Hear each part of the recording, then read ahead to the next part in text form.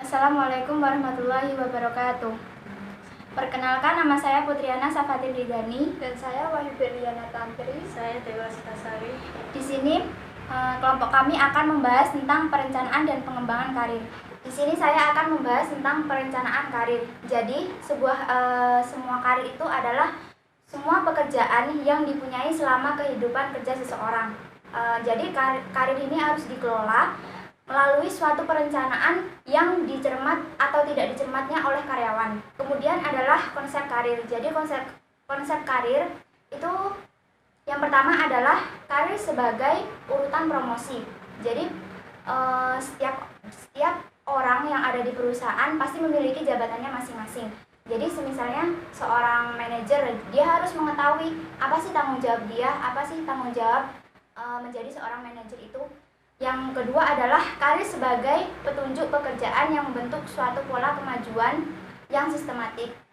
Jadi misalnya ada tahap-tahapannya. Yang pertama adalah misalnya dimulai dari operator komputer, kemudian meningkatkan menjadi pemrograman junior, senior, dan analisis, kemudian junior analisis. Yang ketiga adalah karir sebagai sejarah pekerjaan seseorang atau serangkaian posisi yang dipegang selama kehidupan kerja dalam konteks ini. Jadi setiap orang itu memiliki sejarah tersendiri di sebuah perusahaan. Misalnya dia bakat di bidang ini, dia mempunyai sejarah tersendiri di bidang tersebut. Jadi dia mempunyai sejarah pekerjaan dalam perusahaan. Konsep karir yang lebih terperinci, yaitu yang pertama adalah karir adalah seluruh pekerjaan atau jabatan yang ditangani atau dipunyai oleh seseorang selama di kehidupan seorang itu bekerja. Yang selanjutnya adalah jurnal karir atau coverage track, yang disebut dengan suatu jalur karir adalah pola pekerjaan berurutan yang membentuk karir seseorang. Yang selanjutnya adalah sasaran karir atau career goals, yaitu sasaran posisi dalam waktu yang akan datang di mana seseorang berjuang untuk mencapai apa yang diinginkan. Jadi seseorang itu harus mempunyai target ke depannya, kita harus menginginkan apa, kita harus capai target itu.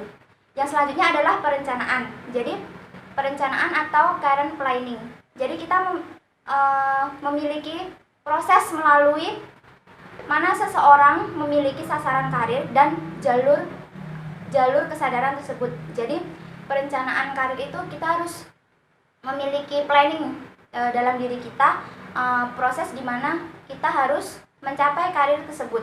Yang selanjutnya adalah pengembangan karir, di mana di sini peningkatan pribadi yang dilakukan seseorang untuk mencapai suatu rencana karir. Jadi bakat kita apa, kita memiliki passion di bagian mana, kita kembangkan supaya apa yang kita capai itu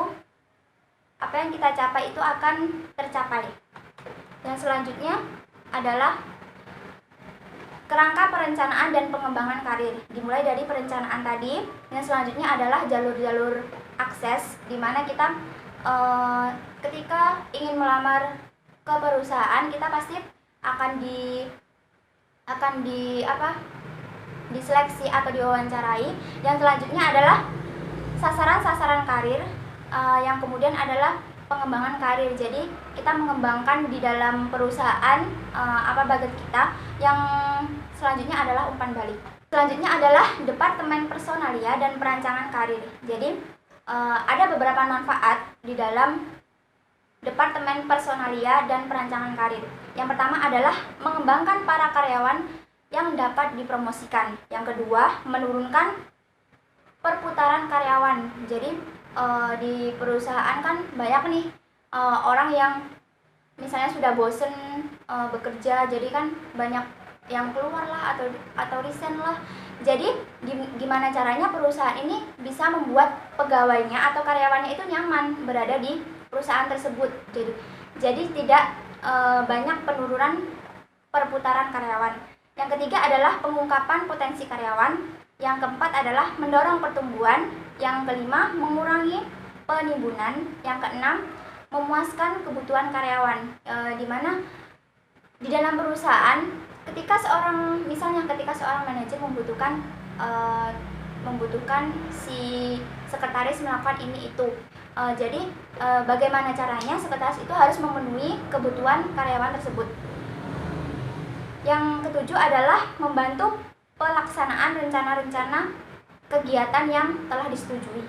Jadi di dalam perusahaan kan pasti ada meeting, ada rapat. Jadi kan di dalam meeting itu, di dalam sebuah perkumpulan rapat pasti ada yang namanya pendapat pro dan kontra, pro dan tidak pro. Jadi misalnya pendapat ini, ada yang berpendapat ini. Gimana caranya supaya rencana yang di masing-masing pendapat seseorang itu tadi diluruskan, dijadikan satu. Jadi apa yang ingin direncanakan ke depannya dalam perusahaan tersebut mudah tercapai dan juga disetujui oleh semua pegawai perusahaan.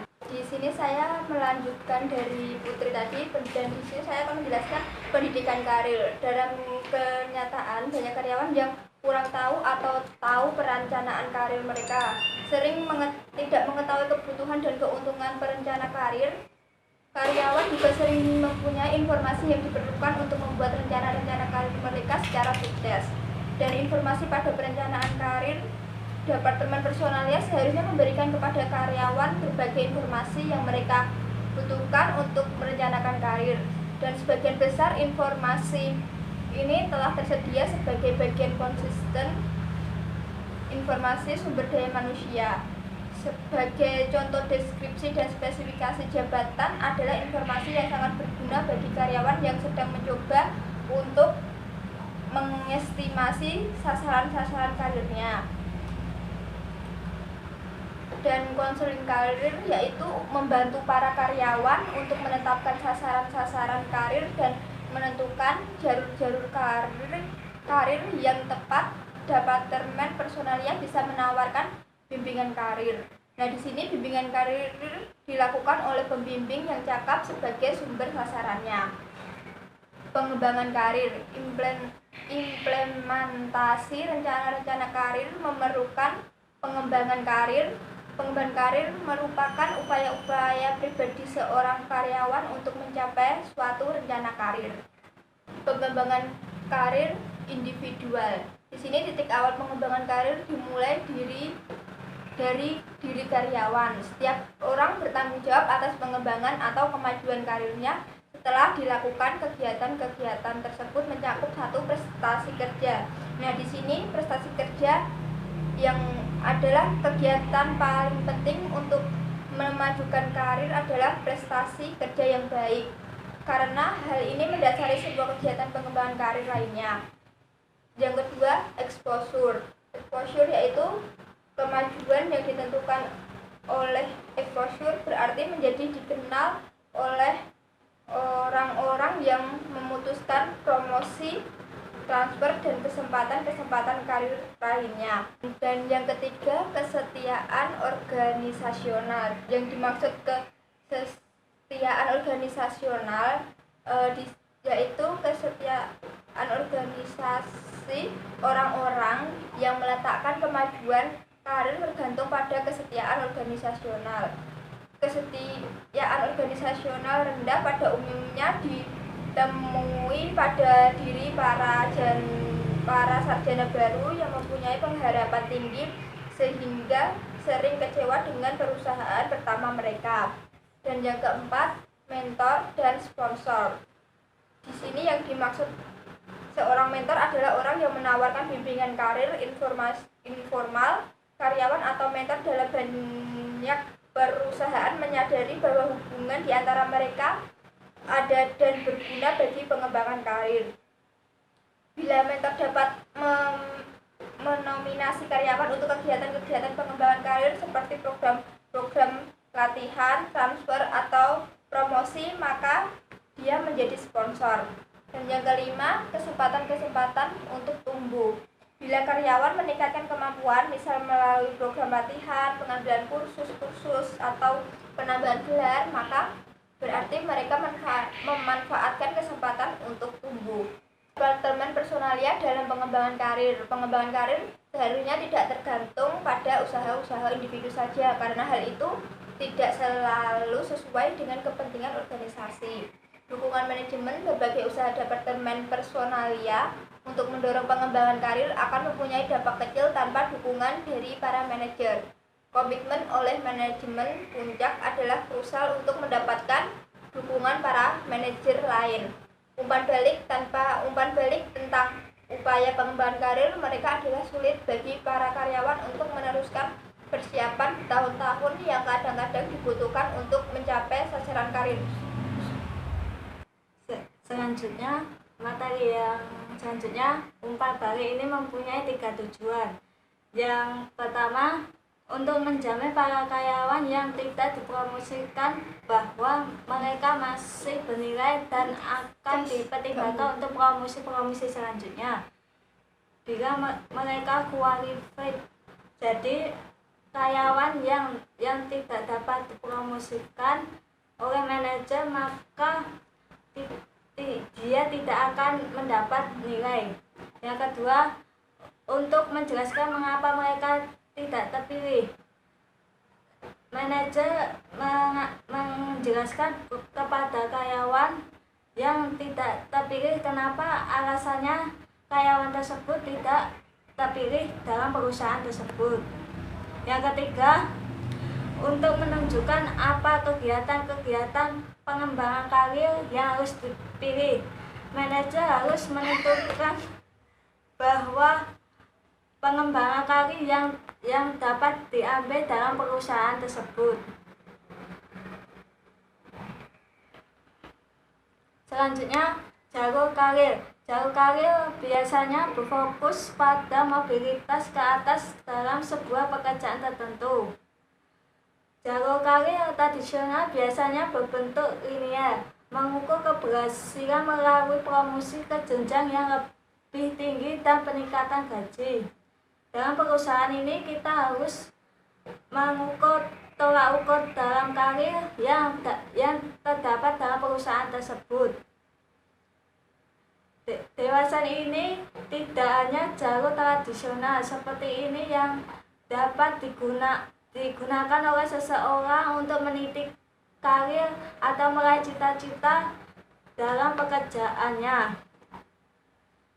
Contoh jalur karir bidang manajemen umum di perusahaan telepon.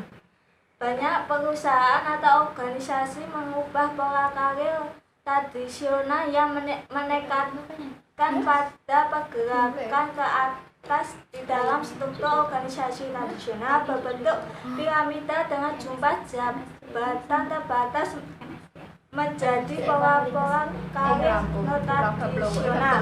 Karir tidak lagi terbatas pada posisi-posisi di dalam satu organisasi, tetapi dipakai sebagai pengalaman profesional yang lebih beragam yang memungkinkan seseorang bekerja dalam organisasi tersebut.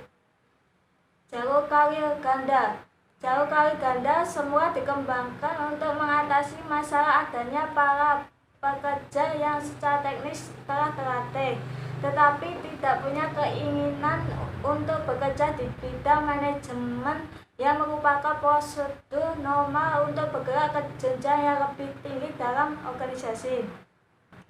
Jalur karir tradisional. Di dalam jalur tradisional, seorang pekerja bergerak secara vertikal ke atas di dalam organisasi dari satu jabatan yang spesifik ke jabatan berikutnya. Asumsinya adalah bahwa setiap jabatan yang mendahului sangat penting untuk mempersiapkan diri agar dapat memangku jabatan yang lebih tinggi. Selanjutnya, jalur karir jaringan. Jalur karir jaringan berisi rangkaian jabatan yang berbentuk vertikal dan serangkaian peluang-peluang jabatan yang arahnya horizontal. Jalur ini mengakui perlunya pertukaran pengalaman pada jenjang tertentu dan mengakui pula kebutuhan untuk memperluas pengalaman pada satu tingkat sebelum dipromosikan ke tingkat yang lebih tinggi.